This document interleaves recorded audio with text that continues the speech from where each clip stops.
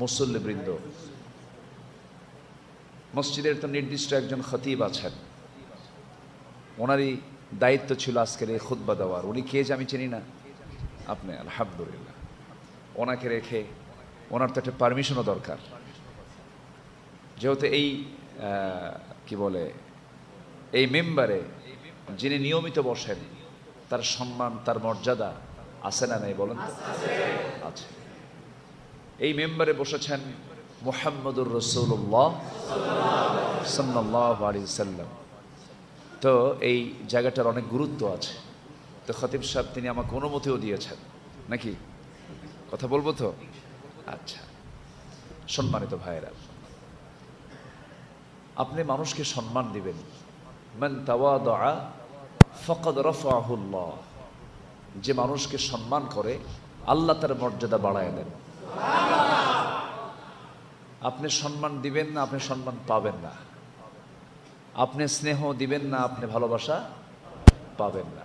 এই জন্য আমার রাসূল একটা শক্ত কথাই বলে দিয়েছেন, মাল্লাম ইয়ারহাম সাগীরানা ওয়ালাম ইউওয়াক্কির কাবীরানা ফালাইসা মিন্না।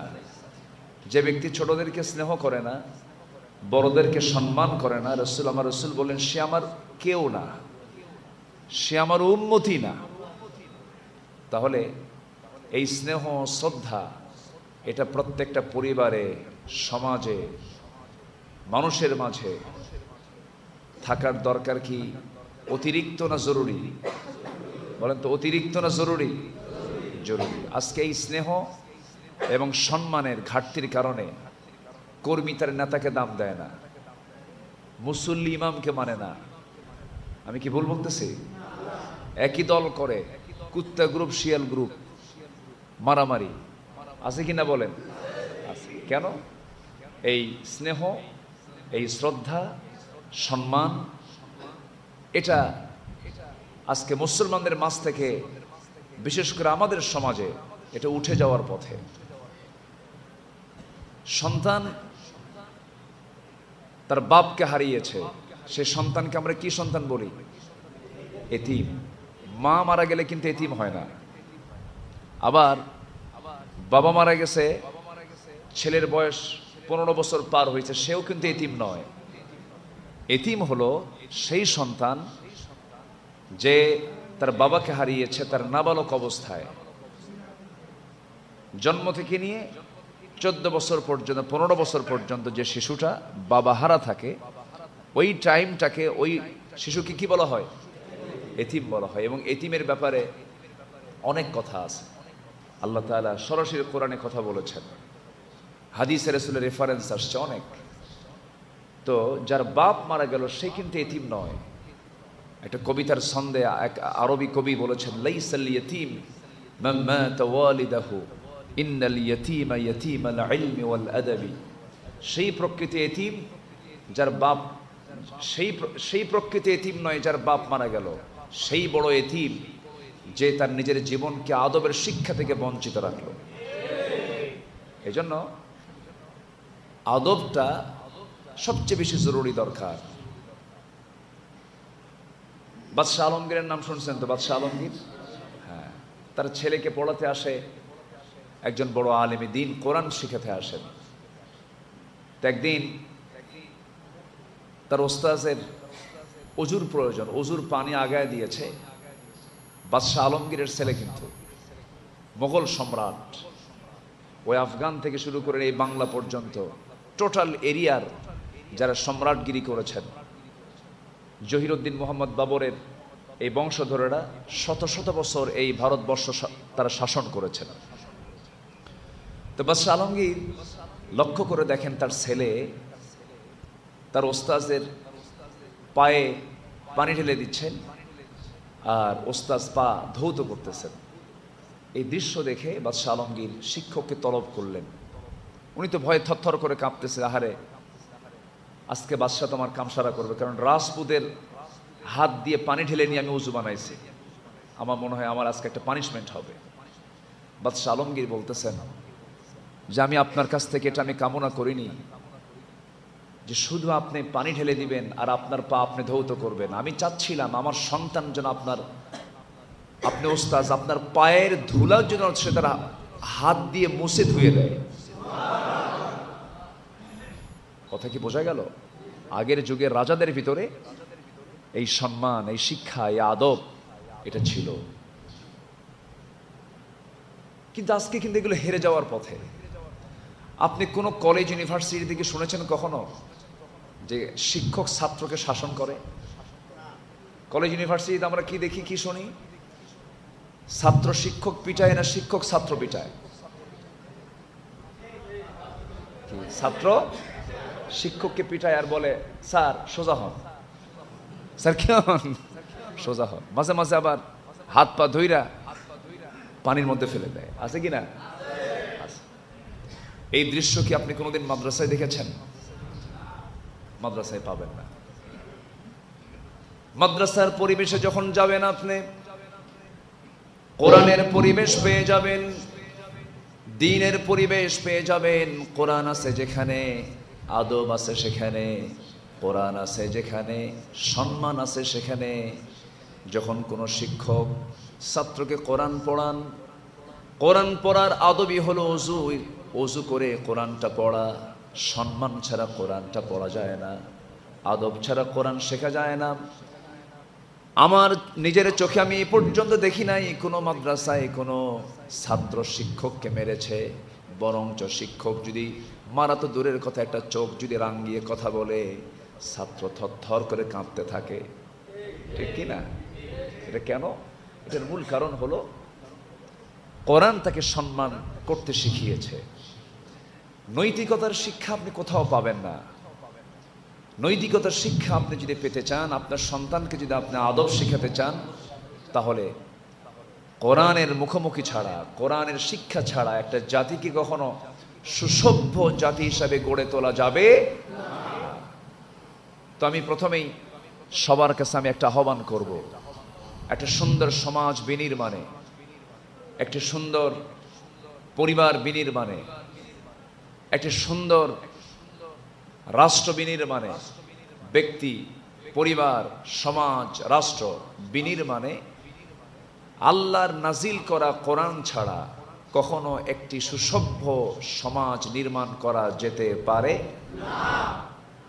সবার কাছে আমার এক নম্বর আহ্বান থাকবে, আমরা কোরআন দিয়ে আমাদের ব্যক্তি থেকে শুরু করে সমাজ, পরিবার, রাষ্ট্র, সব জায়গায় আমরা কোরআনকে বাস্তবায়ন করার চেষ্টা করব। জোরে বলি ইনশাআল্লাহ, জোরে বলি ইনশাআল্লাহ। সম্মানিত ভাইয়েরা, সময় খুবই অল্প, জুমার দিন তো, হ্যাঁ জুমার দিন, সময় একটু অল্প। আমাকে সময় তো দিচ্ছেন নাকি? এটা আমার মাহফিল না, তো মাহফিলে অনেক প্রেশার থাকে। এখানে যাবেন কই? যাওয়ার তো কোনো কায়দাও নাই, নামাজ আছে। এই সময় আলোচনা করে খুব মজা পাওয়া যায়, লোকজনের যাওয়ার কোনো টেনশন নাই। আমি আমার মতো করে কোরআন এবং হাদিসকে সামনে রেখে আমরা তখন কথা বলতে পারি। সম্মানিত ভাইয়েরা, আল্লাহ রাব্বুল আলামিন একটা আয়াতে, আমি একটা আয়াত আজকে একটা সিলেক্ট করেছি, এই আয়াতের উপর আমি অনেক আলোচনা করেছি। সূরা তাওবার ৭১ নম্বর আয়াত। আল্লাহ তাআলা বলছেন যে 4টা কাজ যারা করে আসবে আমার কাছে, তারা আমার রহমত প্রাপ্ত বান্দা হবে। জোরে বলি সুবহানাল্লাহ। একটা কোরআন আছে কি? কোরআন, একটা কোরআন আমাকে দেন একটু। তারা আমার রহমত প্রাপ্ত বান্দা হবে। আমি যদি আল্লাহর রহমত প্রাপ্ত বান্দা হয়ে যাই, আমার কি কোনো তখন আর কোনো চিন্তা থাকবে? বলেন তো, বলেন চিন্তা থাকবে? আমার উপরে যদি আল্লাহর রহমত নাজিল হয়, আমার কোনো ভয় আছে? কোনো ভয় নেই। সম্মানিত ভাইয়েরা, আসুন সেই আলোচনার সেই আয়াতের দিকে আস্তে আস্তে আমরা চলে যাই।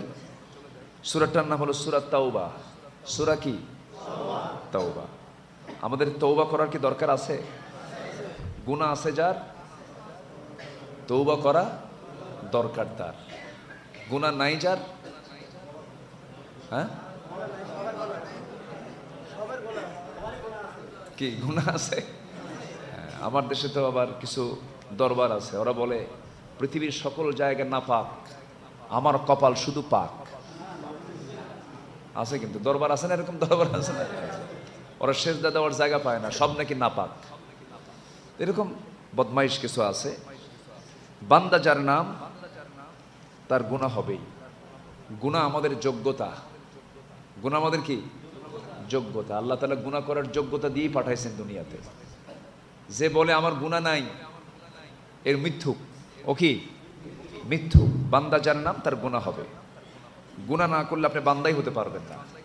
এর মানে কি আজকে থেকে গুনাহ শুরু করবো নাকি আবার?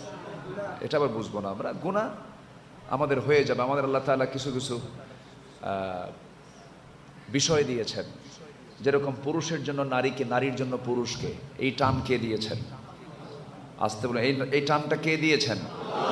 আল্লাহ দিয়েছেন। তো এই টান আল্লাহ তাআলা দিয়েছেন, এটা অবৈধ না বৈধ? হ্যাঁ, অন্যের বইয়ের দিকে টান, অন্যের বইয়ের দিকে টান কি অবৈধ। তাহলে এখানে বৈধ আর অবৈধ দিকটা আছে। টানে কোনো সমস্যা নাই, যৌন কামনায় কোনো সমস্যা নাই। আপনি আপনার স্ত্রীর দিকে তাকাবেন, নিসাউকুম হারসুল লাকুম হাইসুমা শি'তুম, কোনো সমস্যা নাই।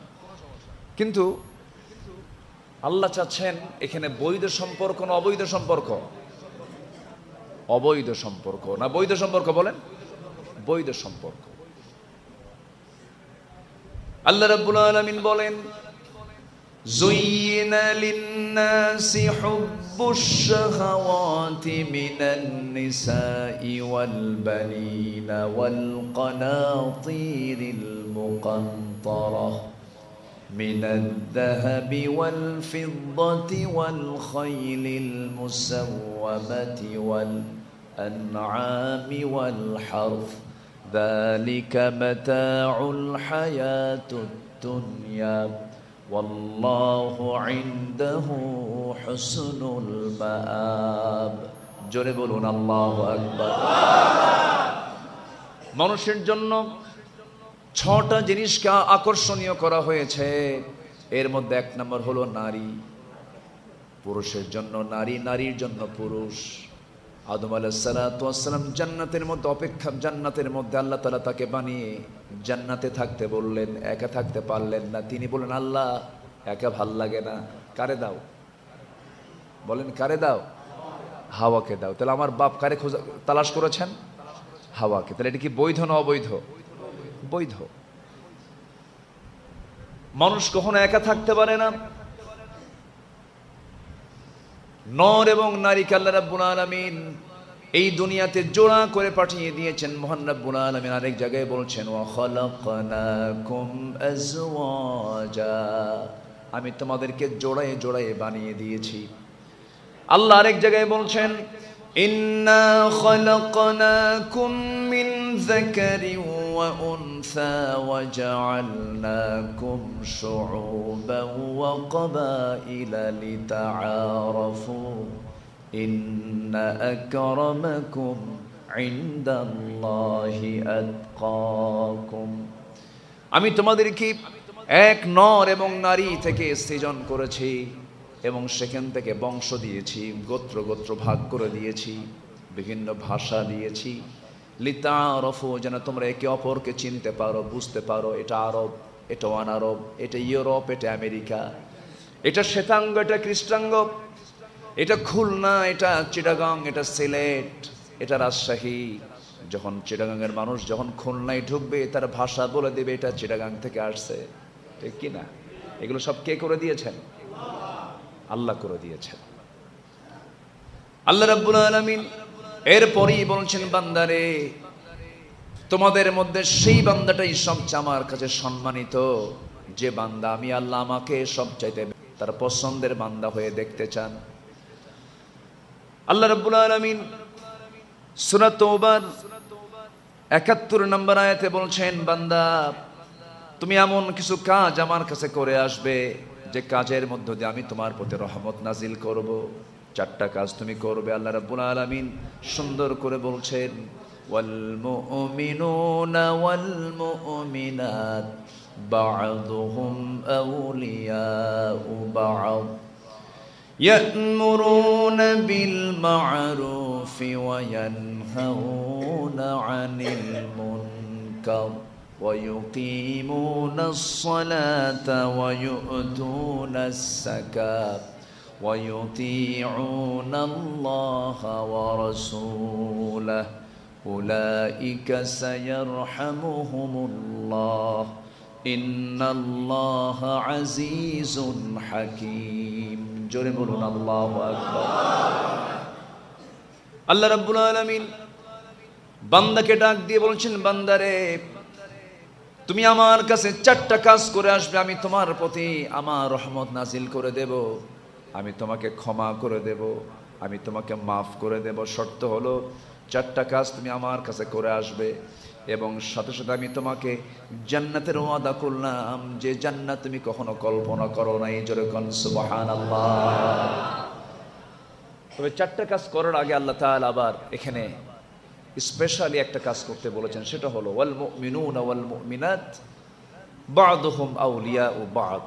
তোমরা পরস্পর পরস্পরের বন্ধু হবে। মুমিন পুরুষ এবং মুমিনা নারী তারা পরস্পর শত্রু হবে না বন্ধু হবে? কিন্তু আজকে কি আমরা কি বন্ধু হতে পেরেছি? বন্ধু হতে পারিনি।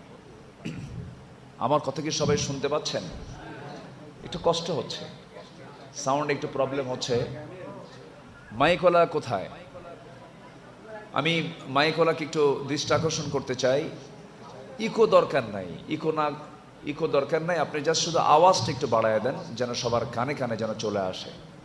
হ্যাঁ, একটু চেষ্টা করেন সম্মানিত ভাইয়েরা।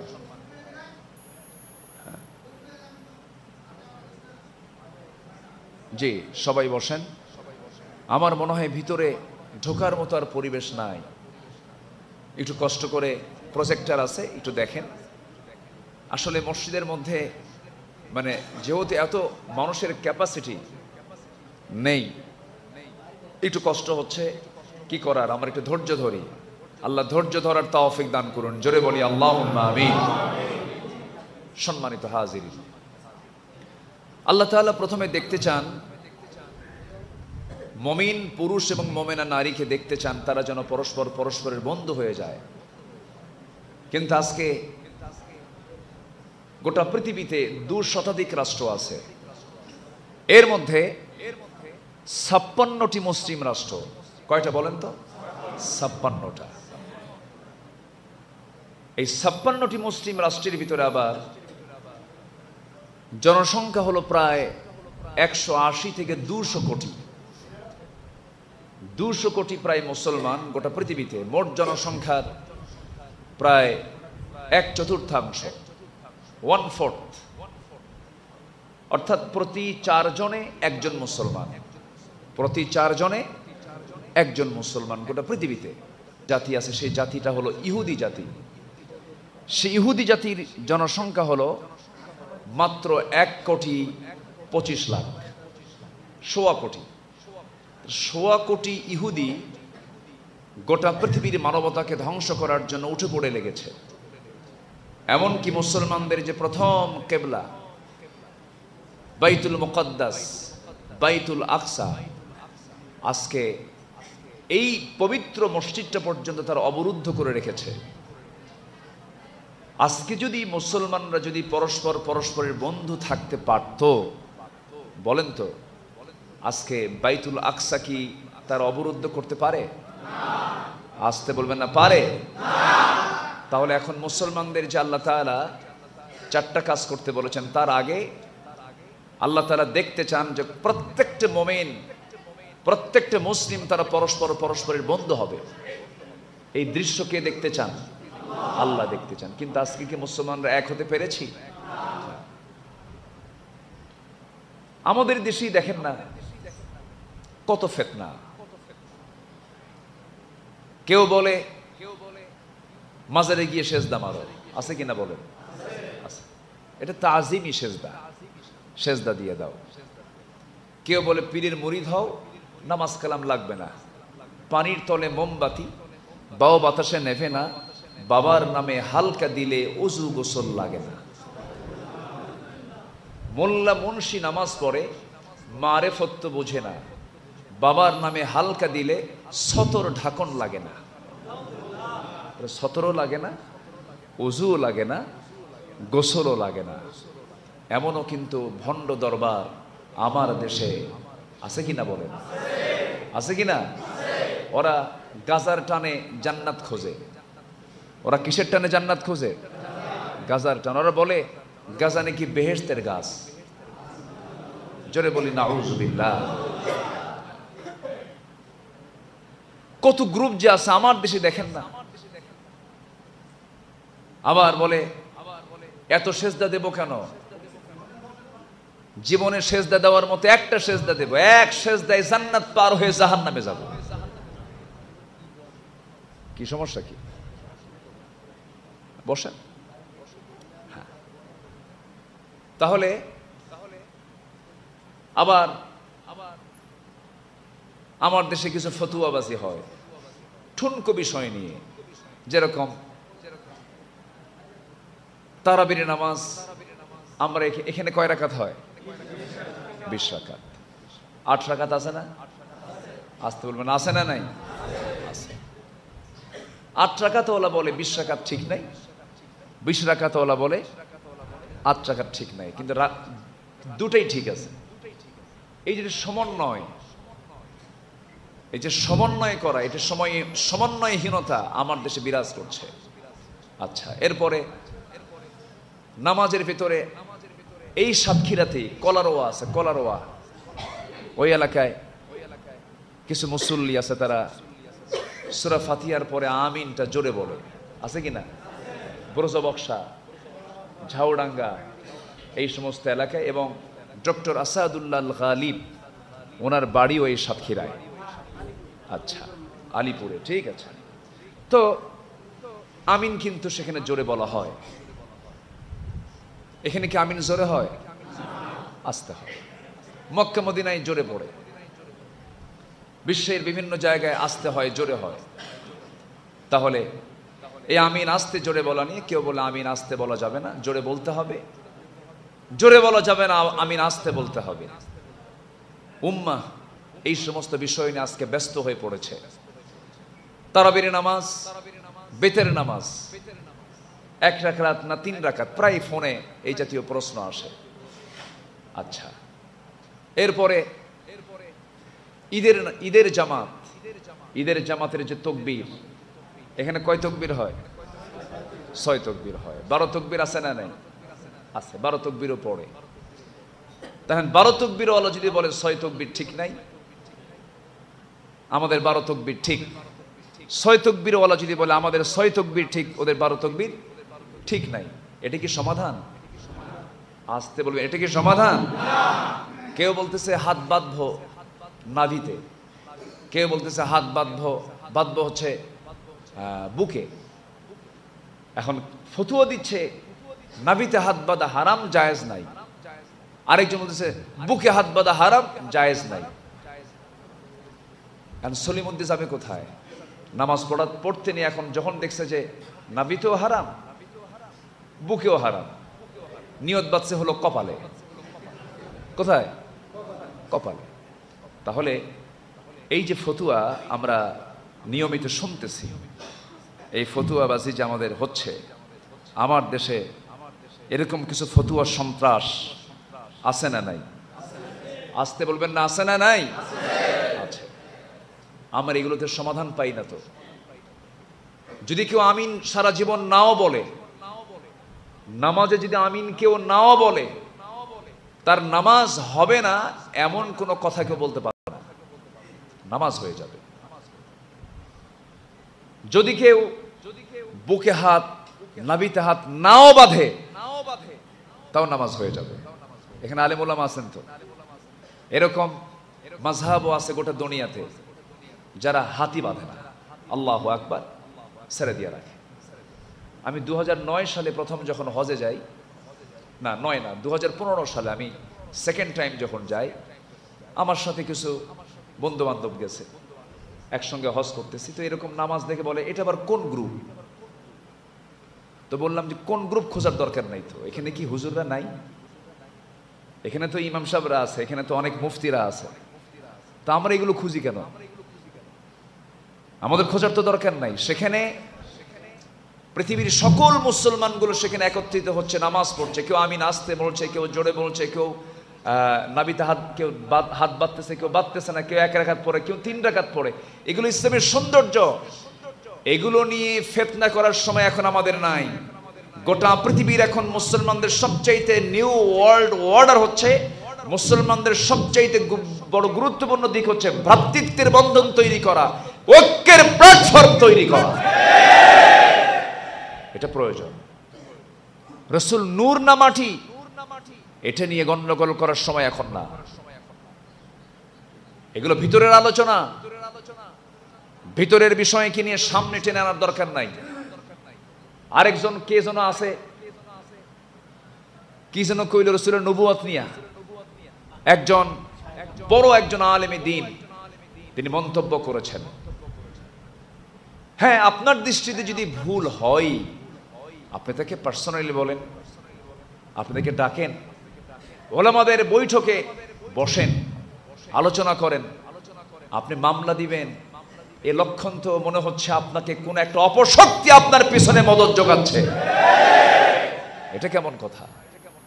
এটা কেমন আচরণ? কিছু কিছু লোকের নামই মুখে নেওয়া ঠিক না। কিছু ভণ্ড আছে না নাই? বসেন বসেন আছে না, এরকম আছে না? বদমাইশ কিছু আছে, জিকিরের ঠেলায় পায়জামা থাকে না, হুঁশ থাকে না, বেকুব কিছু আছে।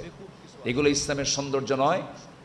শোনেন, আমরা মাছ কিনতে গেলে কোনটা পচা মাছ, কোনটা বাসি মাছ আর কোনটা টাটকা মাছ আমরা কি বুঝি না? এই আকলটা কে দিয়েছেন? আল্লাহ আকল সবাইকে দিচ্ছেন। আফালা তাআকিলুন, তোমাদের কি কোনো জ্ঞান নাই, সেন্স নাই, কমন সেন্স প্রত্যেকটা মানুষের মধ্যে কে দিয়েছেন? এই জন্য আমাদেরকে বুঝে নিতে হবে কোনটা হক কোনটা বাতিল, এটাও বোঝার দরকার আমাদের আছে না নাই? এই জন্য ন্যূনতম হালাল এবং হারামের জ্ঞান সবার জন্য অর্জন করা সুন্নাত, নফল না ফরজ? ফরজ। সবাইকে হালাল এবং হারামের জ্ঞানটা অর্জন করতে হবে। আমরা শিখে নেব। জোরে বলি ইনশাআল্লাহ, জোরে বলি ইনশাআল্লাহ। তাহলে সূরা তাওবার ওই আয়াতটা বলে দিচ্ছে, প্রথম শর্ত হলো আমি তোমার প্রতি রহমত নাজিল করব, শর্ত হলো ভাই ভাই হও। কি হও? ভাই ভাই হও, দ্বন্দ্ব ছুটায় ফেলো। আজকে আমাদের ভ্রাতৃত্বের বন্ধনটা নষ্ট হয়ে এত দূর পর্যন্ত পৌঁছে গেছে। দাদার যুগে এক মসজিদ দিয়েই হয়ে যেত, নাতির যুগে আর এক মসজিদ হয় না। মুসল্লি ভরে না মসজিদে, মসজিদের মুসল্লি ফজরের সময় দেখা যায় মোটে 3 জন, একজন ইমাম, আরেকজন মুয়াজ্জিন, আরেকজন খাদেম। কি মুসল্লি কি হয়েছে মসজিদে? ওরা কি? তারা হচ্ছে মসজিদের স্টাফ, দায়িত্বপ্রাপ্ত। তাহলে মসজিদ বেশি দরকার না মুসল্লি বেশি দরকার? মসজিদ কেন বেশি হলো? আপনি ভালো করে এটার পেছনে আপনি তদন্ত করতে যান। ম্যাক্সিমাম জায়গায় হলো ভ্রাতৃত্বের সংকটের কারণে মসজিদ বানানো, ঠিক কিনা? মুসল্লির সংকলনের জন্য নয়। যার ঘর মসজিদের সাথে সে বড় ভাগ্যবান, না যার ঘর মসজিদ থেকে সবচেয়ে দূরে সে বেশি ভাগ্যবান? হ্যাঁ, যাক আলহামদুলিল্লাহ। অনেকে বলে হুজুর আমার কপালটা এত ভালো, আমার সামনে আমার মসজিদ। আছে না এরকম? আছে না? বলে না, যার মসজিদ থেকে বাড়ি যত দূর সে বড় ভাগ্যবান। বলেন আলহামদুলিল্লাহ। এর মানে কি মসজিদ ঘন ঘন দরকার? বলেন মসজিদ কি ঘন ঘন দরকার? এখন মসজিদ কি হয়েছে বলেন? ঘন ঘন। এটা কি ভালো লক্ষণ? ভ্রাতৃত্বের সংকট এখানে আছে। আমি কিন্তু আমাকে কেউ কিছু বলেনি কিন্তু, আবার এখানে কি আছে না কি আছে, মসজিদ ঘন ঘন না পাতলা আমি জানি না, এটা পাতলা আছে তো না। যাক, এরকম আমার কাছে কোনো ইনফর্ম আসেনি, আবার যেন না মিলে যায় আমাদের আবার মিলায় নেয় তো, বোঝেন না? আচ্ছা যাক, সম্মানিত ভাইয়েরা, তাহলে আমাদের মসজিদ বেশি দরকার না মুসল্লি বেশি দরকার? মুসল্লি বেশি দরকার। ইমাম হবে একজন, মুসল্লি হবে বেশি। মুসল্লি হবে কি? বেশি। ইমাম হবে কম। ইমাম হবে কয়জন? একজন, বাকি সব কি? মুসল্লি। আমার দেশে এখন ইমাম বেশি না মুসল্লি বেশি? আমার দেশে কর্মী বেশি না নেতা বেশি? আসতে কয় কেউ কি কয় যে আমি অমুক কর্মী? সব কি নেতা। যখন নির্বাচন আসে অথবা ঈদের পর্ব আসে, ঈদুল ফিতর, ঈদুল আজহা, দেখবেন বড় বড় পেনা বানায় হাত একটা এরকম উঁচা করে, পবিত্র ঈদুল ফিতরের শুভেচ্ছা যা আছে সব দিয়া যা, ঠিক কিনা?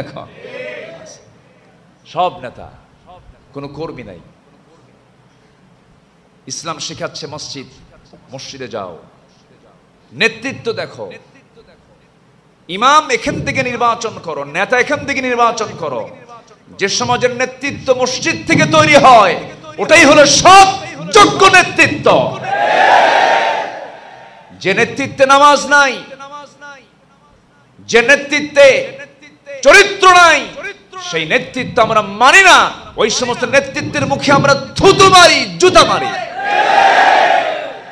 কারণ নেতৃত্ব নিয়ে আমাকে যেতে হবে আদালতে, আখিরাতে।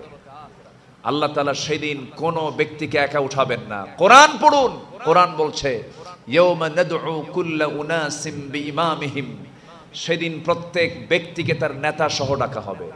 নেতা যদি গাজারু হয়, নেতা যদি বেনামাজি হয়, নেতা যদি জনগণের হক মেরে খাওয়া নেতা হয়, সেই দিন ওই নেতা আমার জন্য নিরাপদ না বিপদ? নিরাপদ না বিপদ? সেই বিপদ দুনিয়াতেই মিটায় নেব। ওই সমস্ত আলতু ফালতু নেতৃত্ব আমরা মানব না। আমাদের নেতা প্রস্তুত রেখেছেন আল্লাহ তাআলা।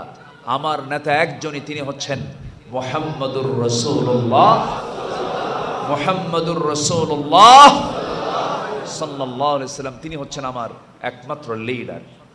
এছাড়া আমরা কোনো লিডার মানি না। কাকে মানবো আমরা? যে যাকে দেখলে আমার নবীর কথা মনে হবে, যার আদর্শের ভিতরে আমার নবীর সুন্নাহ, নবীর আদর্শের কিছু ফ্লেভার, কিছু গন্ধ পাবো, তিনি হবেন আমার লিডার, ঠিক কিনা? যিনি নবীর আদর্শ লালন করছেন, নবীর নেতৃত্ব তিনি লালন করছেন, সেই নেতৃত্ব আমরা মানব। যে নেতৃত্বে রাসূলের আদর্শ নাই, সেই নেতৃত্ব মানার কোনো দরকার নেই। কারণ মান তাশাব্বাহা বিকওমিন ফাহুয়া মিনহুম। কারণ কিয়ামতের দিন যে যার সঙ্গে মহব্বত রেখে দুনিয়া থেকে বিদায় নেবে, সেই দিন তার সঙ্গে তার মুসাব্বা হবে, সাক্ষাৎ হয়ে যাবে। এজন্য বন্ধু বানাতেও আমাদের চিন্তা করার দরকার আছে না নাই? আসতে বলবেন না, আছে না নাই? আচ্ছা আমার বন্ধুগণ, ভ্রাতৃত্বের বিকল্প নাই। আজকে মুসলমানদের এই অধপতনের মূল কারণ আমরা যতগুলো দিক, আমি যতটুকু আমার ভাঙ্গাচোরা গবেষণা করেছি, এর মধ্যে এক নাম্বার দিক হলো আজকে মুসলমান জাতি কোরআন এবং হাদিস থেকে অনেক দূরে চলে গেছে। এটা এক নাম্বার। যদি আপনি প্রশ্ন করেন মুসলমানদের এই করুণ দশা হওয়ার কারণটা কি, এই তো কয়েকশো বছর আগের কথা। রোম পারস্য শাসন করেছে মুসলমান, ওমরে ফারুকের মতো মানুষ অর্ধ দুনিয়া শাসন করেছেন। গোটা পৃথিবীর নেতৃত্ব মুসলমান দিয়েছে। এই নেতৃত্ব চলে গেল কেন? এই নেতৃত্ব হারিয়ে গেল কেন? এটার কারণ যদি আপনারা সন্ধান করতে যান, এটার এক নাম্বার কারণ আমরা খুঁজে পাবো, কোরআনটা আমরা ছেড়ে দিয়েছি, হাদিস আমরা ছেড়ে দিয়েছি, নবীর নেতৃত্ব আমরা ছেড়ে দিয়েছি। আল্লামা ইকবাল আজ থেকে 100 বছর আগে বিশ্বদ্রষ্টা, তিনি তার কবিতার ছন্দের মধ্য দিয়ে তুলে ধরেছেন, ও জামানে মে মুআজ্জাজ থে হাম মুসলমান হোকর और तुम खारे हुए तारके कुरआन होकर। সে যুগের মানুষেরা কোরআনে কারীমের ইত্তেবা করার কারণে, কোরআনে কারীমকে মানার কারণে সূর্য বীর্যের তারা চূড়ান্ত শিখরে পৌঁছেছিল, সম্মানের উচ্চাসনের সমাসীন হয়েছিল। আজকে মুসলমান, আজকের সমাজের মুসলমান, আজকের দুনিয়ার মুসলমান কোরআনটাকে ছেড়ে দেওয়ার কারণে গোটা পৃথিবীতে আজকে লাঞ্ছিত, বঞ্চিত জাতিতে রূপ নিয়েছে। মুসলমান ছিল হলো দেওয়ার জাতি, সেই মুসলমান হয়ে গেছে আজকে কি নেওয়ার জাতি। মুসলমান কি নেওয়ার জাতি না দেওয়ার জাতি? আজও দুনিয়াতে সম্পদ মুসলমানদের কম না বেশি? আজও বেশি। আমার দেশে কি নাই বলেন? আমি গত রমজানে আমি কাতার গিয়েছিলাম। সেই কাতারে দেখলাম, কাতার হচ্ছে পৃথিবীর 1 নম্বর ধনী রাষ্ট্র। 1 নম্বর। কয় নম্বর? অমুসলিম না মুসলিম? মুসলিম রাষ্ট্র। পৃথিবীতে সবচেয়ে ধনী রাষ্ট্র হচ্ছে 1 নম্বর তালিকায় হলো কাতার। সেই কাতারে একটা গাছের পিছনে তারা কোটি কোটি টাকা খরচ করে, গাছটাকে শুধু তাজা রাখার জন্য। কোটি কোটি টাকা। একটা বাগানকে সবুজায়ন করার জন্য, সবুজায়নের জন্য, এই সবুজ প্রকৃতি দেখার জন্য তারা কোটি কোটি টাকা বাজেট করে, তাও গাছ বাঁচে না। আর আমার দেশে কোনো বাজেট লাগে না, চতুর্দিকে সবুজ এমনি হয়ে আছে। সুবহানাল্লাহ বলবেন না? আমার তো মনে হয় বাংলাদেশকে যদি বিকল্প নাম বলি সবুজ, ভুল হবে? আসতে পারে। সবুজ বললে ভুল হবে কি? গোটাটাই তো সবুজ। আপনি এখনো যদি ঢাকার কোন একটা বড় মাল্টি স্টেট বিল্ডিং এর উপরে দাঁড়ান, তাও সবুজ দেখা যায়, প্রচুর গাছ গাছালি ঢাকাতে। কিন্তু আর সাতক্ষীরা তো নাই। আসতে কয় সবচেয়ে বেশি কোন জেলায়? জোরে কন, আরো জোরে। হ্যাঁ, আপনাদের কাছ থেকে অক্সিজেন যায় সব দিকে। শ্যামনগর, সুন্দরবন তো খুলনা চলে গেল। আবার জেলার কথাই তো কইলা। হ্যাঁ, পাশেই তো সুন্দরবন। জি, শ্যামনগরে গাছগাছালি সবচেয়ে কম না বেশি? বেশি। সাতক্ষীরার মধ্যে আবার শ্যামনগরে, শ্যামনগর এটা হচ্ছে নাক, অক্সিজেন এটা হচ্ছে এখান থেকে সব সাপ্লাই হয়ে যায়। তাহলে এত বড় নিয়ামতে ধন্য আমার দেশ। কাতার 1 নম্বর ধনী তালিকায়। বিশ্বের 10টা ধনী রাষ্ট্র যদি খোঁজা হয়, এর মধ্যে দেখা যাবে অধিকাংশই মুসলিম ধনী রাষ্ট্রগুলো। এত কিছু থাকার পরও, সম্পদ থাকার পরও, সবকিছু থাকার পরও আজকে সিরিয়াতে মুসলমান না খেয়ে থাকে কেন? ফিলিস্তিনের শিশুগুলো অনাহারে মারা যাচ্ছে কেন? আজকে গোটা পৃথিবীতে কাশ্মীরের মতো, পৃথিবীর ভূস্বর্গ বলা হয়, পৃথিবীর ভূস্বর্গ, পৃথিবীর জান্নাত, মানে এত সুন্দর দেখতে কাশ্মীর, সেই কাশ্মীর আজকে জ্বলন্ত অগ্নিকুণ্ড হয়ে আছে কেন? শুধুমাত্র একটা কারণ, সেটা হচ্ছে মুসলমানদের অনৈক্য, মুসলমানদের ভ্রাতৃত্বের সংকট। আজকে মুসলমান যদি একটা প্ল্যাটফর্মে আসতো, কোন বাতিল শক্তি মাথা উঁচু করে মুসলমানের সামনে কথা বলতে পারতো না। এই জন্য আজকের এই জুমার দিনের খুতবায় আমার প্রিন্টিং কি বলে, স্যাটেলাইট মিডিয়া, অনলাইন প্রযুক্তির মধ্য দিয়ে গোটা বিশ্ববাসীকে, আপনাদেরকে সাক্ষী রেখে জানাতে চাই। কারণ এই আলোচনা তো আর এখন নির্দিষ্ট গণ্ডির মধ্যে থাকার সুযোগ নাই।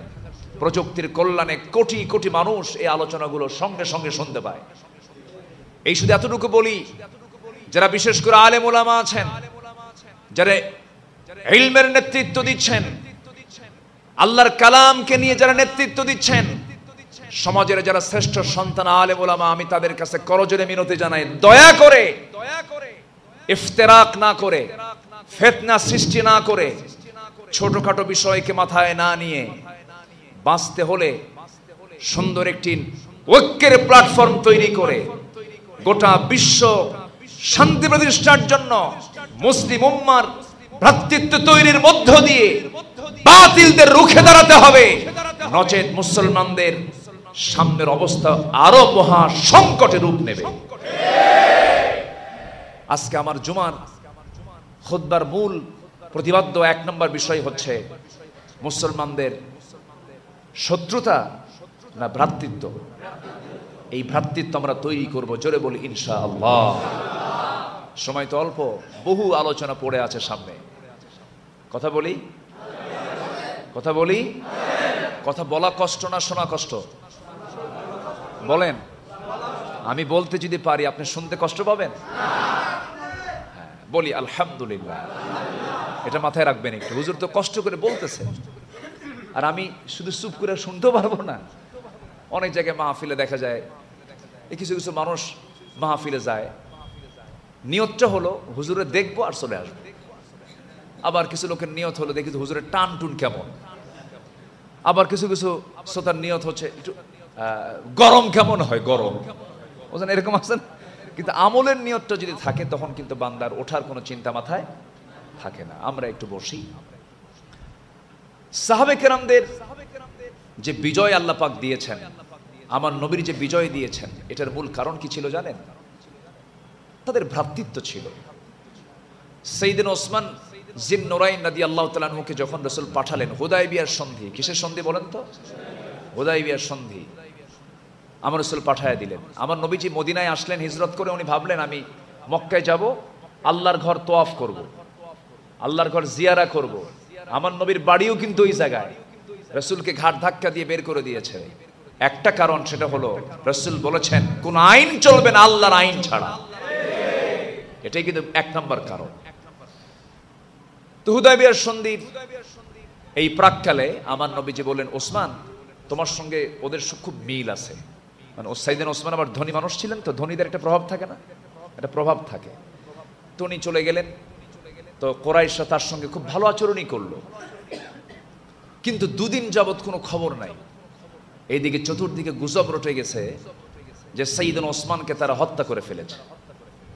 আমার নবীজি হাতে হাত রাখলেন, সাহাবে কেরামকে বলেন, শোনো, আমাদের জীবনের শেষ রক্তবিন্দু দিয়ে হলেও ওসমান হত্যার বিচার আমরা করব। আল্লাহু আকবার বলেন।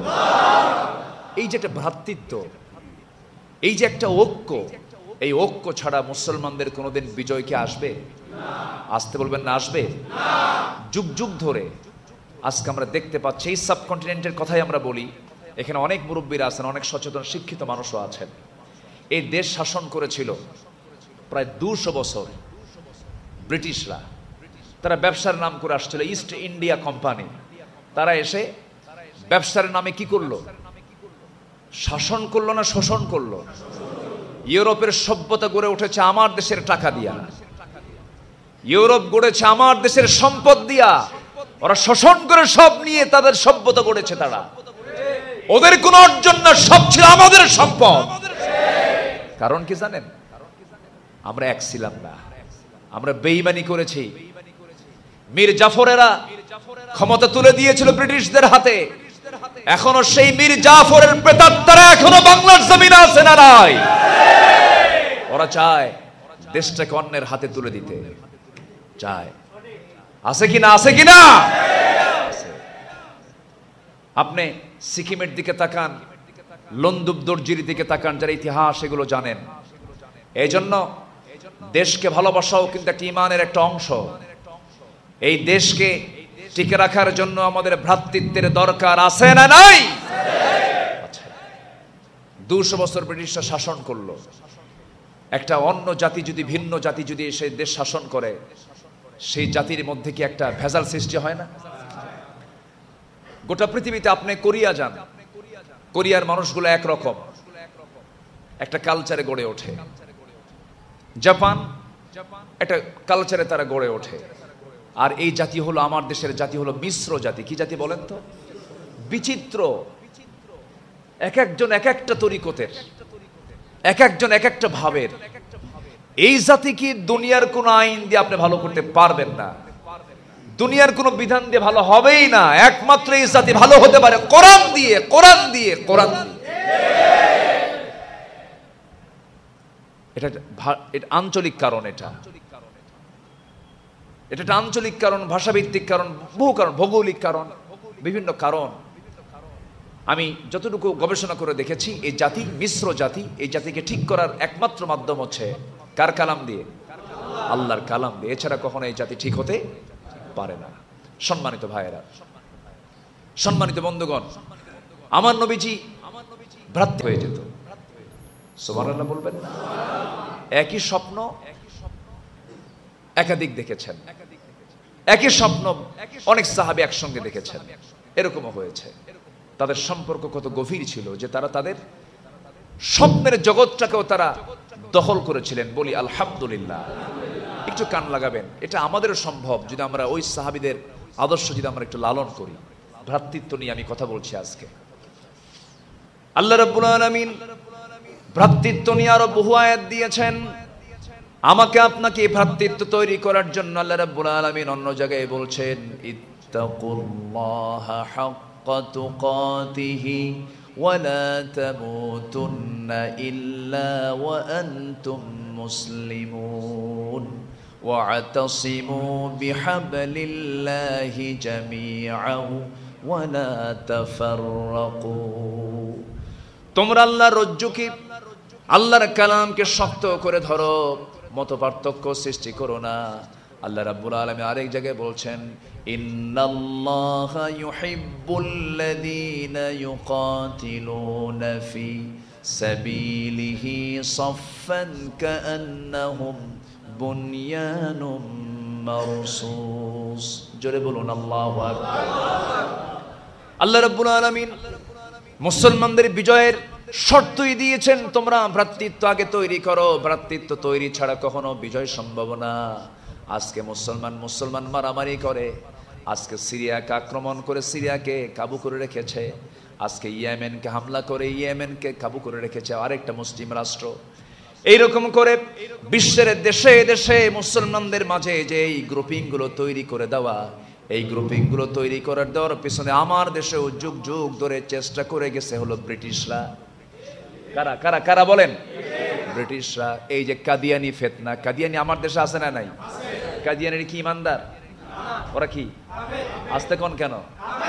ওরা নবী মানে, রাসূলকে শেষ নবী মানে, কিন্তু ওদের দল আছে না নাই? ওদের তৈরি করা শেষ, ওরা মসজিদ বলা যাবে না। আপনি ঢাকায় যান, প্রত্যেকটা জেলাতে জেলাতে তাদের মসজিদ নামের উপাসনালয় আছে, হ্যাঁ, এবং তাদের এই কার্যক্রমগুলো তারা চালিয়ে যাচ্ছে। অথচ মা কানা মুহাম্মাদুন আবা আহাদিম মির রিজালিকুম ওয়ালাকিন রাসূলুল্লাহ ওয়া খাতামান নাবিয়্যিন। তোমাদের নবী মুহাম্মদ সাল্লাল্লাহু আলাইহি ওয়াসাল্লাম তিনি হচ্ছেন সর্বশেষ নবী। আমার রাসূল বলেছেন, একটা প্রাসাদের সর্বশেষ যে কাজটা, সর্বশেষ যে ইট লাগানো হয়, ওই ইট লাগানোর মধ্য দিয়ে একটা রাজপ্রাসাদের যেমন কাজ শেষ হয়ে যায়, প্রাসাদের কাজ যেমন শেষ হয়ে যায়, আমি হলাম সেই প্রাসাদের শেষ ইট, সেই নবুয়তের শেষ ইট। আমার পরে আর কোন নবী আসবে না। এই নবী আসবে না এই কথার পরেও যদি কেউ বলে আমার নবীর পর আরেকজন নবী আছে, তার ঈমান আছে না গেছে?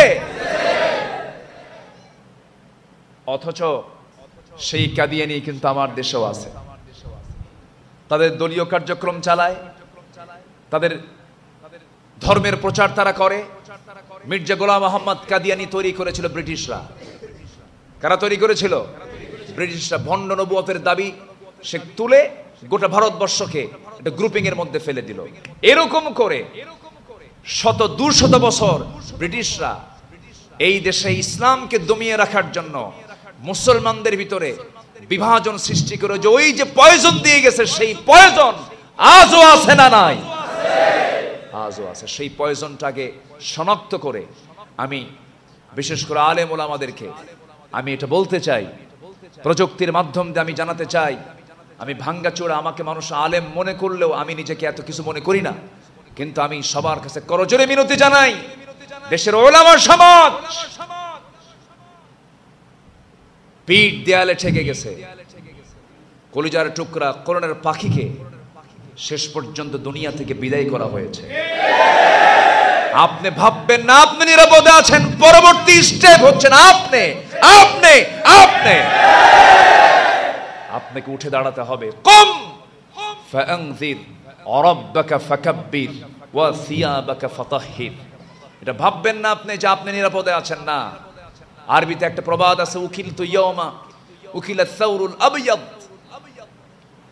বনের নেকড়ে 3 ষাঁড়কে ডাক দিয়েছে, 3 ষাঁড়কে খাওয়ার পরিকল্পনা হাতে নিয়েছে। 3 ষাঁড়ের কালার হচ্ছে 3 রকম, একটা সাদা, একটা লাল, আর একটা কালো।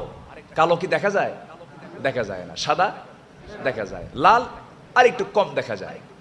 হঠাৎ করে কালো ষাঁড়কে টার্গেট করে নেকড়ে বলতেছে যে, কালো ষাঁড় তুমি এরকম সাদা কি বলে ষাঁড়ের সঙ্গে ঘোরাফেরা করে বন্ধুত্ব তৈরি করছো, ওরে তো দেখা যায় এই বনে কত নেকড়ে থাকে, ওকে তো ধরতে আসছে, তোমারও ধরে ফেলবে, তোমারও খায় ফেলবে, ওর সঙ্গে চলার কি দরকার, ওরে ছাড়ো।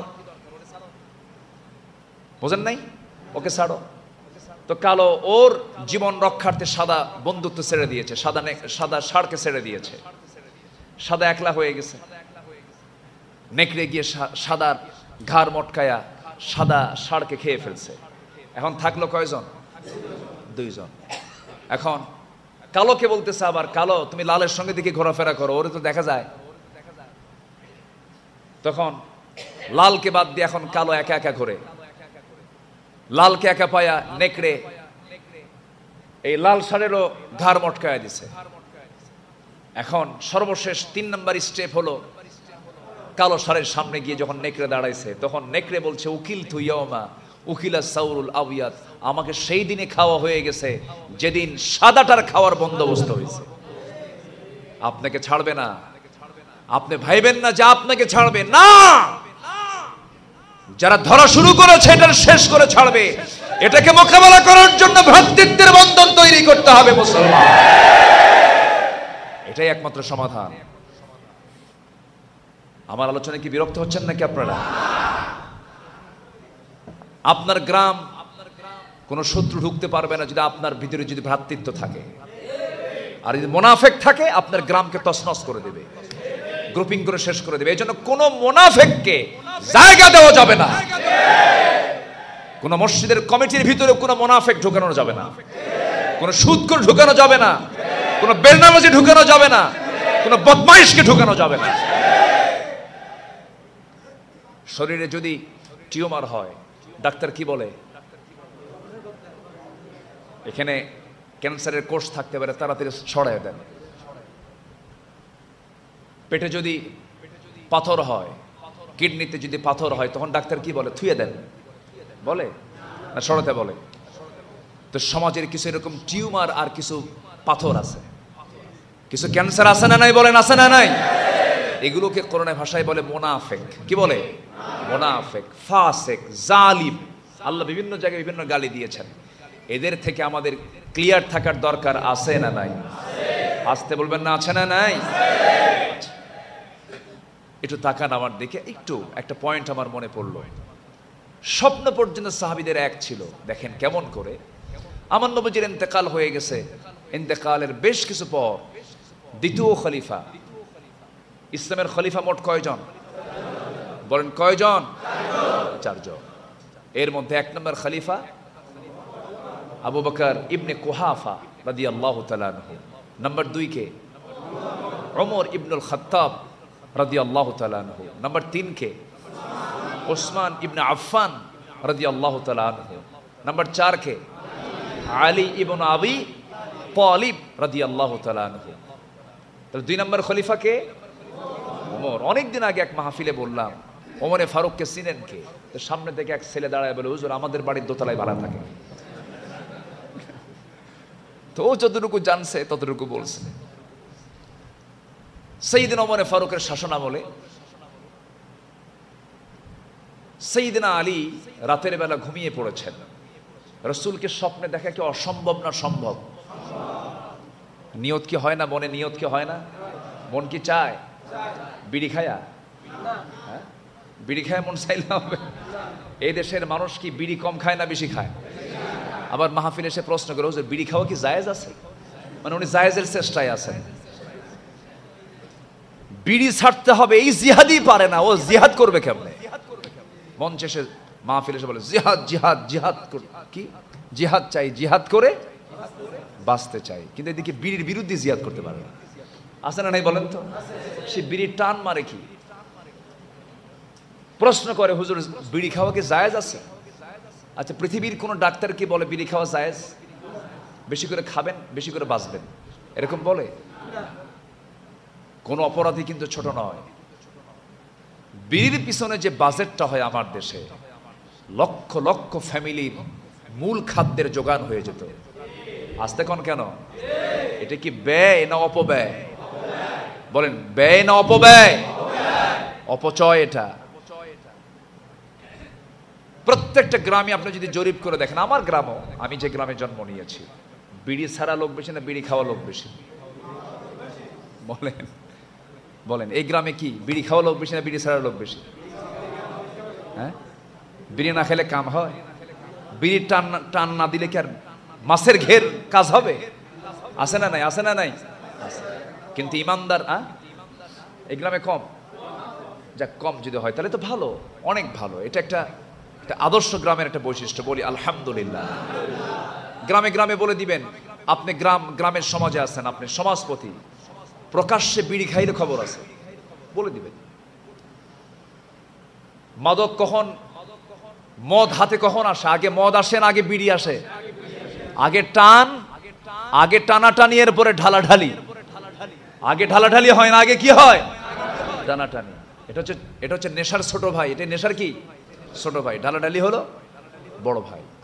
কোন নেশায় যাব না আমরা, জোরে বলি ইনশাআল্লাহ। ইমানদার কখনো নেশা করতে পারে না। নেশা করবেন, কোন পাপ করবেন, পাপ আপনাকে ঘেরাও করে ফেলবে। নেশা করা মাত্রই ঠোঁট কি হয়? আস্তে কয়, ঠোঁট কি হয়? বিড়ি খাইলেই ঠোঁট কালো হবে, আর ঠোঁট দেখলে বলবে এটা পাক্কা বিড়িখোর। এটা কি খোর বলেন? বিড়িখোর। এবং নেশা করলে তার ব্লাড ধরে ফেলে। কোন আর্মির চাকরিতে, কোন আর্মি সৈনিক যদি সোলজার হিসেবে যদি কেউ জয়েন করতে চায়, সে যদি নেশাক্রান্ত হয়, ওই ব্লাড টেস্ট বলে দেয় এটা নেশাক্রান্ত। যদি এমনটা সিচুয়েশন করতো, শুধু বলে যে মাদকের বিরুদ্ধে কথা বলেন, আমি এই কথাও জানাতে চাচ্ছি, সমস্ত চাকরিতে এই জিনিসটা বাধ্যতামূলক করে দেন। যদি কেউ চাকরি করতে চাও, সরকারি কোন গভর্নমেন্ট চাকরি যদি করতে চাও, কারো ব্লাড টেস্টে যদি কোনো নেশার কোনো গন্ধ খুঁজে পাওয়া যায়, তার চাকরি হবে না, সব বন্ধ হয়ে যাবে। বন্ধ হবে না? বন্ধ হবে কিনা বলেন? বন্ধ হয়ে যাবে। জায়গা মতো কাজ করতে হবে। তো আমাদেরকে বলে হুজুর মাদকের বিরুদ্ধে কথা বলে, এদিকে মদের ফ্যাক্টরি বানায় বসে আছে। মদের ফ্যাক্টরি বন্ধ করে তো বলতে হবে হুজুর একটু এগুলোর বিরুদ্ধে কথা বলেন। আমার দেশে মদের ফ্যাক্টরি আছে না নাই? খুলনা বিভাগে কোথায়? ওই দেখেন কেরুয়ান কং, এই যে বলছে একজন, খবর কি নাই? হ্যাঁ, সেই দর্শনে কেরুয়ান কং, সেখানে মদের ফ্যাক্টরি আছে, মদ তৈরি হয়। গত কয়েক বছরে কয়েক কোটি টাকা কামাইও হয়েছে, রাজস্ব আদায় হয়েছে, আলহামদুলিল্লাহ। কি করবেন আপনারা? আমার আপনার টাকার ভিতরে মদ বিক্রির টাকাও আছে। আপনি পীর সাজেন, আপনি পীর ভাবেন, আপনি বুজুর্গ ভাবেন, এত সস্তা নয়। পরিপূর্ণ ইসলামকে মানতে হলে রাষ্ট্রীয় পর্যায়ে ইসলাম কায়েম না হওয়া পর্যন্ত আপনি পুরোপুরি ইসলাম মানতে পারবেন না। আপনার টাকার ভিতরে মদ বিক্রির টাকা আছে, আপনার টাকার ভিতরে বেশ্যাবৃত্তির লাইসেন্সের টাকাও আছে।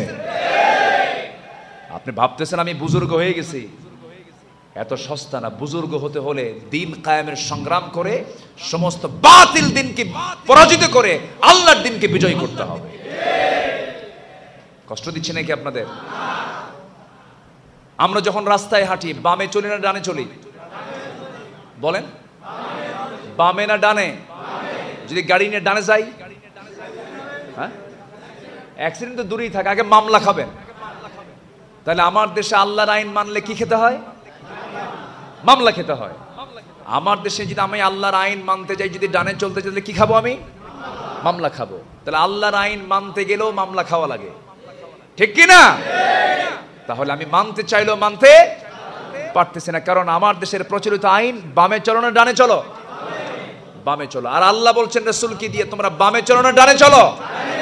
ডানে চলো। আপনি সৌদি আরব যান, সেখানে ডানে চলা। আবার আমেরিকা তো ডানে চলা, ওরা ইসলাম মানে। হ্যাঁ,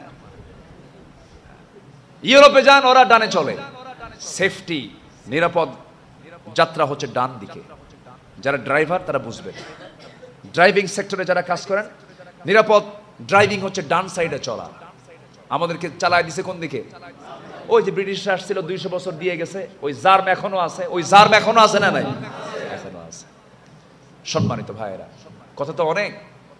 কোন নেশার দিকে আমরা যাব না। যুবকরা আকাম কুকাম করবা না। ফ্রি ফায়ার, পাবজি, গ্রামে যারা মাতব্বর আছেন তারা খেয়াল করবেন, কোথায় জটলা বেঁধে এই ফ্রি ফায়ার পাবজি খেলে, সোজা জুতা দিয়ে পিটাবেন। আস্তে কোন কেন, জোরে কোন, ঠিক কিনা? আপনার গ্রামকে আপনার ঠিক করতে হবে। কে যুবকরা মনে মনে রাগ করতেছে, হুজুর আপনারা নিয়ে আসলাম আমাদের জন্য, আর আপনি এরকম করে কথা বলে গেলেন। অনলাইনে ক্যাসিনো খেলে, আছে না নাই? তোমার সেলিব্রিটি ওই সমস্ত নোংরা লোকগুলো হবে না যারা ক্যাসিনোর অ্যাড দেয়, আছে না নাই? খেলোয়াড় কিছু আছে না নাই? ওরা ক্যাসিনোর অ্যাড দেয়, ওগুলোর দিকে তাকাবে না। এগুলো চরিত্র বিধ্বংসী। কোনো অনলাইনে কোনো জুয়া টুয়া খেলা যাবে না, মদের কাছে যায়ও না, জুয়ার কাছে যায়ও না, এগুলো সব শয়তানের কাজ। রিজিসুম মিন আমালিশ শয়তান। কার কথা? আসতে বলবেন না, কার কথা? আল্লাহর কথা। এগুলো কইরো না, নেশার দিকে যাবে না। রাসূলকে স্বপ্নে দেখার কি ইচ্ছা আছে সবার? সবাই কি দেখতে চান? একটা আমল শেখায় দেই, এই আমলটা আমরা করব, কিন্তু বিড়ি খাওয়া যাবে না। কিন্তু কি রাগ করতেছেন নাকি? একটা ছোট্ট পাপ আজকে আমরা ছেড়ে দেওয়ার সিদ্ধান্ত নেই না ভাই, কি আছে? আমার এক প্রতিবেশী, উনি প্রায় প্রায় তর্ক করতেন, আমাকে বলতেন, হুজুর আপনারা যেখানে বিড়ির কথা বলেন, এটা কোনো দোষ হলো? দেখছেন, এটা কোনো দোষ হলো? এটা তো ছোটখাটো দোষ, এর চেয়ে বড় বড় কত কত দোষ আছে। সুদ খাওয়া, জেনা করা, হ্যাঁ তার কথাও যুক্তি আছে, কিন্তু ইমানদার কোনো পাপ কি ছোট চোখে দেখতে পারে? কোনো পাপই ছোট নয়, সব পাপই পাপ। রাসূলকে দেখতে হলে কিছু আমল দরকার। একটা আমল হচ্ছে, এই মুখে কখনো হারাম কিছু ঢুকানো যাবে না। হারাম কিছু ঢুকানো যাবে না। তাহলে নবীর সঙ্গে মোহাব্বত ঘটায় দিবেন কে? আল্লাহর সঙ্গে কি সরাসরি আমরা কি মোহাব্বত তৈরি করতে পারবো? আল্লাহর সঙ্গে মোহাব্বত তৈরি করার জন্য কাকে লাগে? মুহাম্মদ সাল্লাল্লাহু আলাইহি ওয়াসাল্লামকে লাগবে। এই জন্য এই জবান যে এই জবানে কখনো হারাম মিথ্যা কথা বলা যাবে না, হারাম কোনো খাবার ঢুকানো যাবে না। এটা হচ্ছে 1 নম্বর শর্ত, তাহলে রাসূলকে দেখা যেতে পারে। সাহাবায়ে কেরামদের মধ্যে এই জিনিসটা ছিল। আমার নবীর ইন্তেকাল হয়ে গেল, দ্বিতীয় খলিফা ওমর ফারুকের শাসন আমল। সাইয়েদনা আলী রাতের বেলায় ইশার নামাজ পড়ে ঘুমিয়ে পড়েছেন। ঘুমের মধ্যে দেখতে পেলেন আমার নবীজি তার দরজায় হাজির হয়ে গেছেন। নবীজি যখন হাজির হয়ে গেছেন, সাইয়েদনা আলী রাসূলকে সালাম দিলেন স্বপ্নের ভিতরে। আমার নবীজি সালামের জবাব দিয়ে পাশে গিয়ে সাইয়েদনা আলীর শিয়রে গিয়ে আস্তে করে বসলেন। ছোট্ট একটা ব্যাগ ছিল। রাসূল বলছেন, আলী তুমি কেমন আছো? আলহামদুলিল্লাহ ভালো আছি। মুখটা ফাঁকা দিয়া আমার নবীজি আলীর মুখে স্বপ্নের মধ্যে খাবারটা, খেজুরটা উঠায়া দিলেন। সাইয়েদনা আলী স্বপ্নের মধ্যেই রাসূলকে দেখলেন এবং তার হাতে দেওয়া খেজুরটা মুখের মধ্যে দেওয়া হলো, তিনি সেটাও খাওয়া শুরু করলেন। খাওয়া শেষ হতে না হতেই স্বপ্নের মধ্যে থেকে তিনি জায়গা পেয়ে গেলেন। ঘুম থেকে জায়গা পেয়ে দেখেন তার জিহ্বার ভিতরে তাজা খেজুরের স্বাদ ফুটে উঠেছে। সাইয়েদনা আলী চোখের পানি আটকাতে পারলেন না, আবেগ আপ্লুত হয়ে গেলেন। ওযু বানালেন, তাহাজ্জুদ পড়লেন। একটা আমল আবার শিখে নিলাম। 1 নম্বর হলো হারাম কিছু খাবো না, হারাম কোনো ইনকামে যাব না, অবৈধ কোনো ইনকাম করব না, মিথ্যা কথা বলবো না, মিথ্যা কোনো খাবার জিহ্বায় তুলব না। সাইয়েদনা আলী তাহাজ্জুদটা পড়লেন। রাসূলকে যদি কেউ নিয়মিত মোহাব্বত রাসূলের সঙ্গে রাখতে চায়, তার নামাজটা হওয়া উচিত অনিয়মিত না নিয়মিত। বিশেষ করে তাহাজ্জুদ নামাজ তো মিস করাই ঠিক না। তাহাজ্জুদটা আমরা অন্তত 4 রাকাত পড়বো, জোরে বলি ইনশাআল্লাহ। ফজর নামাজ না পড়লেও চলবে, হ্যাঁ নাকি এরকম? ফজর কি ফরজ, আর তাহাজ্জুদ কি নফল। তাহাজ্জুদ কি বলেন? ওমিনাল লাইলি ফাতাহাজ্জাদ বিহি নাফিলাতাল লাক, নফল। তাহলে ফরজ আগে না নফল আগে? ফরজ আগে। আমি কষ্ট দিয়ে ফেলতেছি, আমি শেষ করে দিচ্ছি খুব দ্রুত। চালাবো? পেটে ক্ষুধা নাই আপনাদের? আমার তো ক্ষুধা, সবারই ক্ষুধা আছে। এটা বলতেছি আমরা, একটু ক্ষুধা আছে। তবে হ্যাঁ, রুহের খোরাকও আছে। আবার রুহের খোরাকের কারণে আপনাদের পেটের ক্ষুধা চলে গেছে, বলি আলহামদুলিল্লাহ। তো সাইয়েদনা আলী তাহাজ্জুদটা পড়লেন, সিজদায় পড়ে অঝরে ঝাড়ায় কাঁদলেন আর আল্লাহর শুকরিয়া আদায় করে বলেন, আল্লাহ দীর্ঘদিন রাসূলকে দেখি না, আজকে দেখলাম। সুবহানাল্লাহ। রাসূলকে দেখলে সে রাসূল কি দেখে? শয়তান সব সুরত ধারণ করতে পারে, কিন্তু এক্সেপ্ট মুহাম্মদ সাল্লাল্লাহু আলাইহি ওয়াসাল্লাম, রাসূলের সুরত শয়তান ধারণ করতে পারে না। সাইয়েদনা আলী যথারীতি শুকরিয়া আদায় করে মসজিদের দিকে চলে গেলেন। তখন তিনি হচ্ছেন দ্বিতীয় খলিফা ওমর ফারুকের মানে কার্যকরী পরিষদ সদস্য, মজলিসে শুরার সদস্য, পরামর্শ সভার সদস্য, উপদেষ্টা মণ্ডলীর তিনি সদস্য একজন। রাষ্ট্র চলেছে ওমরের খেলাফতিতে, তখন সাইয়েদনা আলী হচ্ছেন ওই রাষ্ট্রের একজন উপদেষ্টা মণ্ডলীর সদস্য। এসে মসজিদে দেখেন সব মুসল্লি নামাজের জায়গা সব ভরে গেছে, ফিল আপ হয়ে গেছে, প্রথম কাতারে জায়গা নাই, দ্বিতীয় কাতারেও জায়গা নাই, তৃতীয় কাতারে ঠিক মাঝখান বরাবর তিনি একটা জায়গা পেলেন। তাহলে একটা রাষ্ট্রের উপদেষ্টা মণ্ডলীর সদস্য প্রথম কাতারে জায়গা পাচ্ছেন না, কোনো কি ঠেলাঠেলি আছে আমার দেশে? হ্যাঁ, মসজিদে ঠেলাঠেলি করে না কিছু আছে? মানে বাইরেও ঠেলে, যারা বাইরে ঠেলে ওদের অভ্যাস তো ভিতরে এসে ঠেলাঠেলি করা, আছে না নাই? সবার পরে আসে, এসে করে কি ঠেলে ঠেলে প্রথম কাতারে আসে। ঠেলে তো কাম নাই। জুমার দিনে রাসূল বলেছেন যে সবার আগে মসজিদে নামাজের জন্য আসে, গোসল করে ইমামের পাশে বসলো, খুতবা শুনলো, আল্লাহ তাআলা তাকে একটা উট কুরবানির সওয়াব দিবেন। তো ঠেলে ঠেলে আসলে কি উট কুরবানির সওয়াব পাবে? ঠেলাঠেলি নয়। মসজিদ হচ্ছে যে সবার আগে আসবে সে সবার আগে বসবে, আলহামদুলিল্লাহ বলেন। এটা সিস্টেম, এটা অনেকে জায়নামাজ পেড়েই রাখে, মানে এটাও দখল। মানে বাইরে তো দখল আছে, মসজিদে দখল জায়নামাজ দিয়ে। আগে মুয়াজ্জিনকে বলে এই আমার জায়নামাজ রেখে দিয়েন, আছে না নাই? এটা ঠিক না, এটা সৌন্দর্যের খেলাফ, এটা ঠিক না, আমরা এগুলো করব না। আপনি যত বড় ব্যক্তি হন না কেন, মসজিদে এসেছেন, সবার আগে যে আসবে রাসূল বলেছেন তাকে একটা উট কুরবানির সওয়াব দেওয়া হয়। তা আল্লাহ যদি তাকে তার মর্যাদা বাড়ায় দেন সবার আগে আসার জন্য, তার উচিত সবার শেষে বসা না, সবার আগে বসা, সবার আগে বসা। আর যে সবার পরে আসবে সে সবার পরে আসছে, সে সবার পিছনেই বসবে। আসতে কোন কেন, আসতে কোন কেন, এটাই উচিত। রাগ করতেছেন না তো আবার? সভাপতি সেক্রেটারি হুজুর আমাদের সিয়ারও তো ছাড়লেন না, এরকম ভাবতেছেন না তো আবার? সভাপতি সেক্রেটারি যারা আছেন তারা আবার রাগ করেন না, এরকম আছে অনেকে, এটা ঠিক না। আচ্ছা, সাইয়েদনা আলী জায়গা পেলেন উপদেষ্টা মণ্ডলীর সদস্য, কয় নাম্বার জায়গায়, কয় নাম্বার কাতারে? 3 নাম্বার। আজান হয়ে গেছে, নামাজ শুরু হয়ে গেছে, উপদেষ্টা মণ্ডলীর সদস্য সাইয়েদনা আলী তৃতীয় কাতারে তিনি জায়গা পেলেন। খলিফা ওমর ফারুক নামাজ শুরু করলেন। ওই সময় যিনি খলিফা তিনি হবেন মসজিদের ইমাম, যিনি রাষ্ট্র চালাবেন তিনি ইমামতি করবেন, তিনি মসজিদও চালাবেন। ইসলাম বলে দেয় ইমামতি করবে যে রাষ্ট্র চালাবে, সে রাষ্ট্র চালাবে যে সে ইমামতি করবে সে। আমরা কেমন দৃশ্য বাংলার জমিনে দেখতে চাই নাকি? সবাই কি দেখতে চাই? এটা কি এমনি এমনি আসবে ভাবতেছেন? এমনি এমনি আসবে? এমনি এমনি আসবে না। এই ওমর ফারুকের ক্ষমতা প্রাপ্তি এমনি এমনি আসে নাই। বদর চলে গেছে, উহুদ চলে গেছে, খন্দক চলে গেছে, আমার নবীজির দাঁত ভাঙতে হয়েছে, কোমর চলে গেছে, নবীজির দাঁত ভেঙে গেছে, নবীজির কোমর সোজা করে দাঁড়াতে পারেন নাই। সামনের দুটা দাঁত ভেঙে গেলে চেহারার সৌন্দর্য কি ভালো হয় নাকি? নষ্ট হয়ে যায়। নবীজির দুটা দাঁত ভাঙা ছিল শেষ জীবনে, সামনের দুটা দাঁত ছিল না। নবীজির চেহারায় ছিল ইকামতের দিনের কাজ।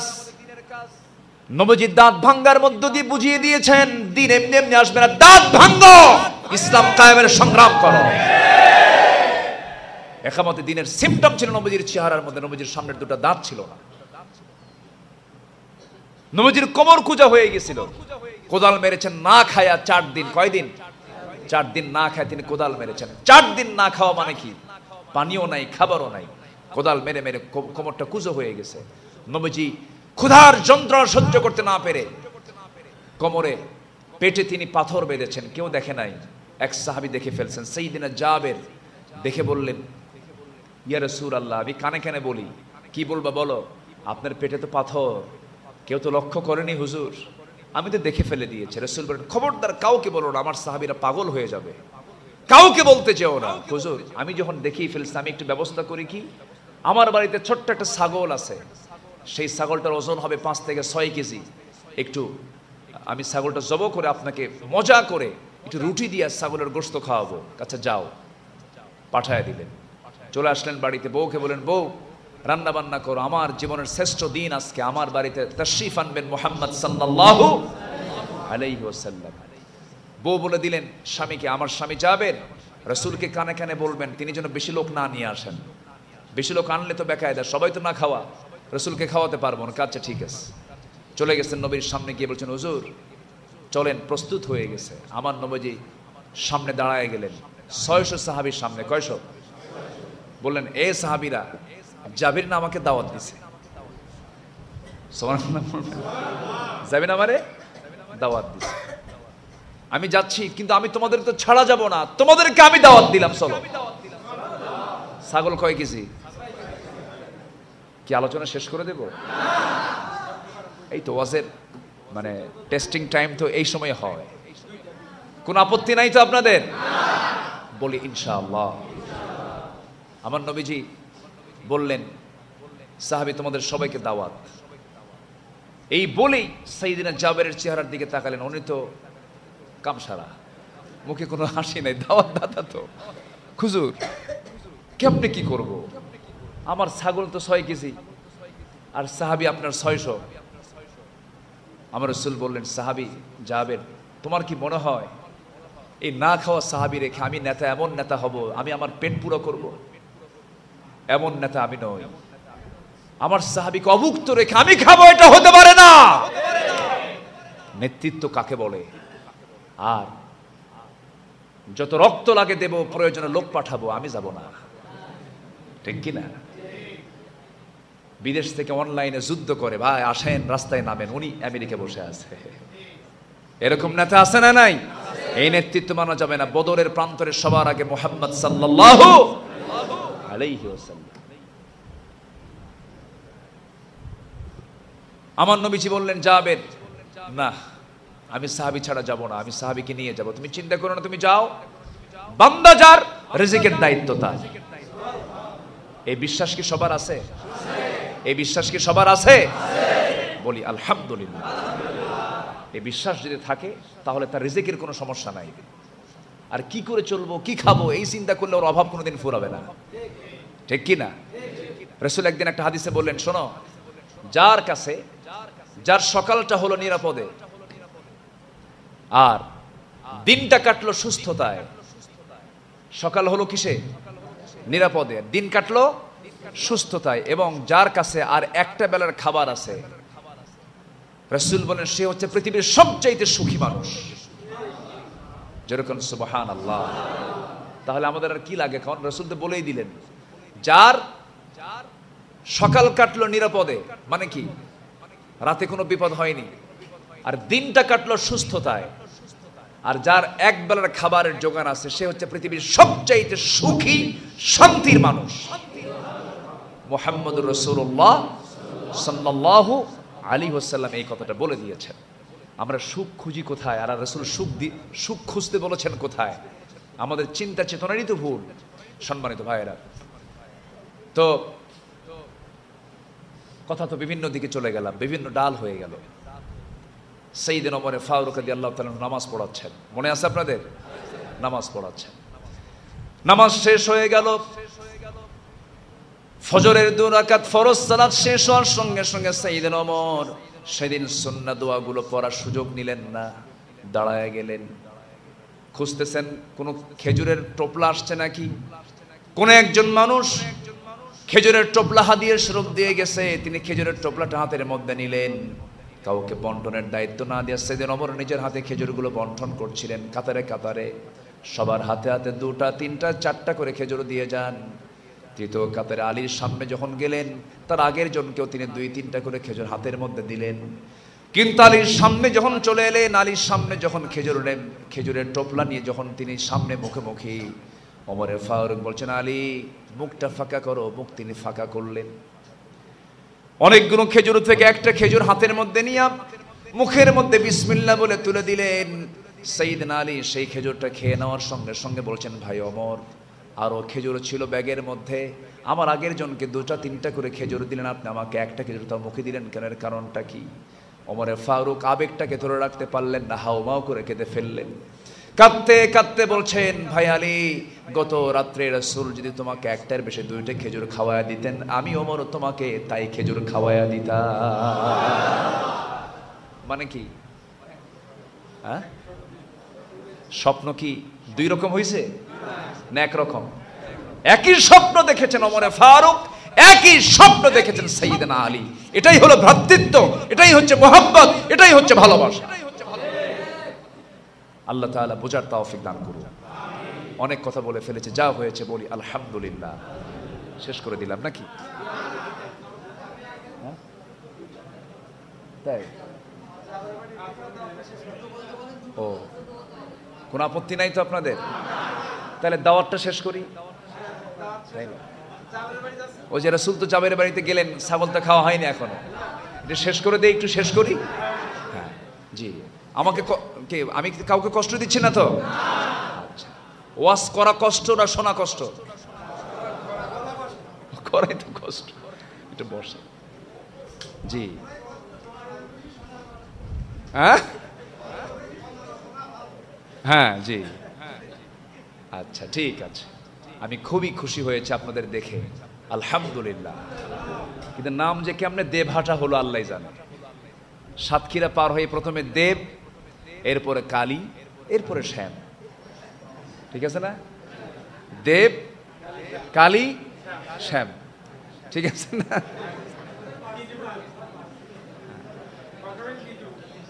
জি, কি বুঝতেছেন তো? বুঝতেছেন কথা? কিন্তু কই, দেবও দেখলাম না, কালীও দেখলাম না, সব দিকে মুসলমান, বলি আলহামদুলিল্লাহ। তবে নাম বলে দিচ্ছে, এক সময় ছিল, দেব ছিল, কালীও ছিল, শ্যামও ছিল। এই জন্য দেবহাটা, কালীগঞ্জ, শ্যামনগর। আল্লাহ তুমি এই জনপদকে তুমি ইসলামের জন্য কবুল করে নাও, জোরে বলি আল্লাহুম্মা আমিন। সম্মানিত ভাইয়েরা, আমার রাসূল বললেন, জাবের তুমি বাড়িতে যাও, আমি আসতেছি। যাও, পাঠায় দিলেন। বউকে গিয়ে বলেন, বউ কাম তো সারছে কেন? 600। কত বলেন? বউ কয়, আমি তোমার কানে কানে বলতে বললাম, তুমি বলো নাই? বলছি কাম হয়নি। রাসূল দাঁড়ায় মাইক হাতে নিয়েছে, পারলামই না। বউ দেখেন কি বিচক্ষণ। সাহাবীর বউ তো আমার আপনার বউ না তো? সাহাবীর বউ কি আমার আপনার বউয়ের মতো? 3 দিন বাজার না থাকলে কয় সংসার কি করবা, এরকম না তো? উল্টা বুড়া আঙ্গুল দেখায়, এরকম বউ না তো? বলতেছে, স্বামী চিন্তা করেন কেন, বান্দা যার রিজিকের দায়িত্ব তার। সুবহানাল্লাহ বলবেন না? এই বিশ্বাস সবার মধ্যে আমরা লালন করব, জোরে বলি ইনশাআল্লাহ। পাখিগুলো কত অসহায়, পাখি ছোট্ট ছোট বাবুই পাখি, পেট কি ফাঁকা থাকে? ওর কি খাদ্য গুদাম আছে? ওর কি কোনো এরকম কোনো খাবার জোগানোর জন্য কোনো প্ল্যান আছে? কোনো প্ল্যান্টেশন আছে?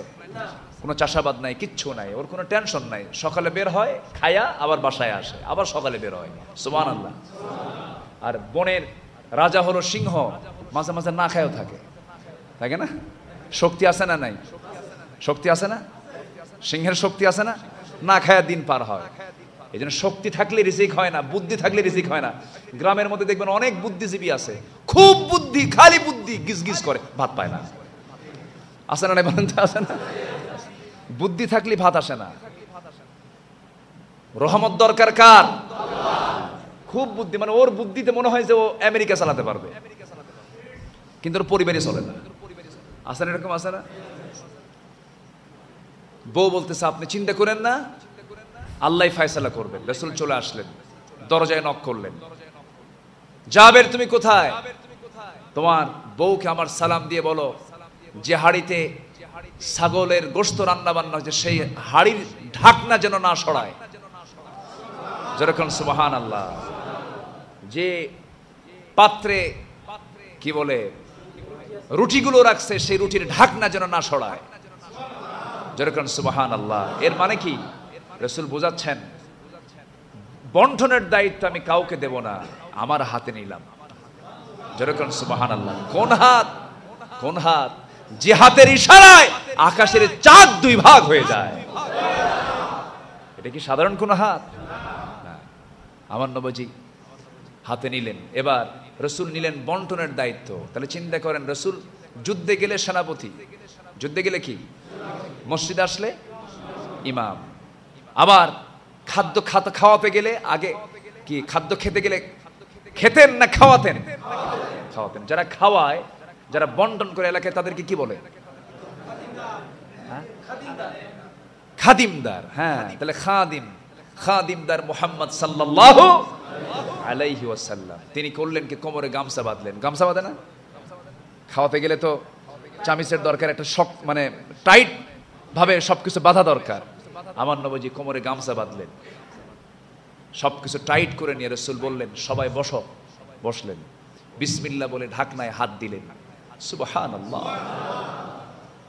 4 দিন না খাওয়া। কয়দিন? 4 দিন। সালাম দিচ্ছে, রাসূল উত্তর নিতে পারতেছেন না, এত ক্ষুধা।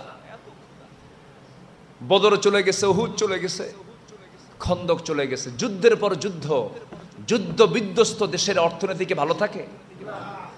আমার নবীজির অর্থনীতি একদম ভেঙে পড়েছে।